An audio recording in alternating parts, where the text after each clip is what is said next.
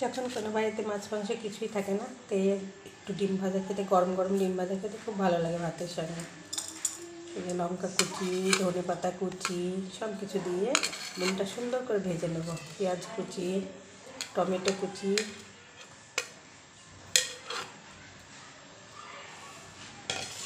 তারপরে দিয়ে দেবো স্বাদ মতো লবণ। স্বাদ মতো লবণ দিয়ে দিলাম।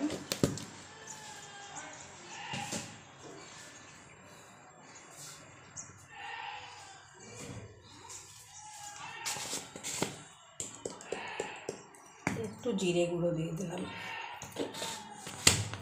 সামান্য একটু জিরে গুঁড়ো। একটু দেবো তোমার হলুদ, সামান্য, একদম হলুদটা না দিলেও হতো, সামান্য দিয়ে দিলাম। তো সময়ে সময়ে এই যে একটাই ডিম ভাজা করবো।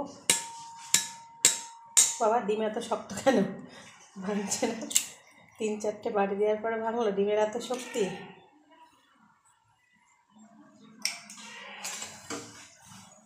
এইবার গুলিয়ে নেব ভালো করে। এইরকম একটু গরম গরম ডিম ভাজা, হ্যাঁ, ভাতের সঙ্গেও ভালো লাগে, রুটির সঙ্গেও ভালো লাগে, হেভি লাগে খেতে। কিন্তু সুন্দর করে গুলে নিতে হবে। তো গুলে নিলাম। আমি কিন্তু এই গরম ডিম ভাজাটা কিসের সঙ্গে ভালো জানো? ঠান্ডা ভাতের সঙ্গে। কড়াই দিয়ে দিলাম তেল, অনেকটাই দেওয়া হয়ে গেল তেলটা।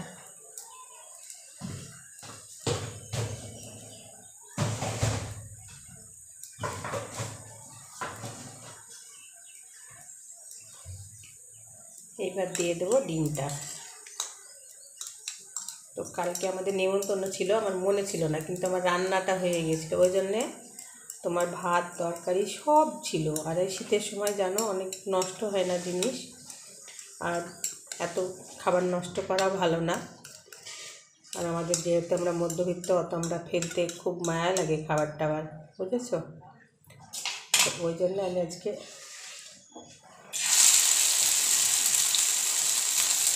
একদম রাত্রিরের খাবারটা রান্না করব। তাই এই গরম গরম ডিম দিয়ে ভাত খাবো। আর আছে তরকারি, অনেক তরকারি আছে, ভাত আছে, তোমাদের দেখাচ্ছি, দাঁড়াও। কিন্তু আমাদের মধ্যবিত্ত, আমাদের একটু হিসাব করে চলতে, এতটা খাবার নষ্ট করতে আমরা পারবো না, আমাদের মায়া লাগে। কতজন এই খাবারের জন্য কত কিছু কষ্ট করে জানো। সুন্দর করে উঠিয়ে দেবো একটু। এই যে এটা কিন্তু ভাত দিয়েও ভালো লাগে, এই ডিম ভাজাটা রুটি দিয়েও ভালো লাগে। এভাবে যদি ভুজিয়া করো, সব কিছু দিয়ে, আমি তো করেছি এর আগে, দেখেছি, তোমাদের দেখিয়েছি, খুব ভালো লাগে খেতে।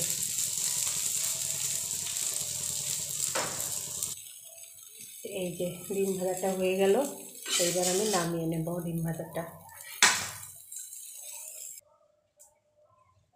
একদম থালায় নামিয়ে নিলাম, দেখো ভাজ করে নিই। আর এখানে হচ্ছে বাঁধাকপির তরকারি, এটা হচ্ছে পেঁয়াজ কলি, আলু দিয়ে, ছিম দিয়ে, ডিম দিয়ে ভাজা ছিল এটা। আর এটা হচ্ছে তোমার লাউ ছোলার ডালের তরকারি। আর এটা হচ্ছে বেগুন দিয়ে, বড়ি দিয়ে, আলু দিয়ে তরকারি। এতগুলো তরকারি, ভাত সব ছিল, আরও ছিল ভাত, ওদের দিলাম, ওরা খেলো। তো এটা আমি খেয়ে নেব।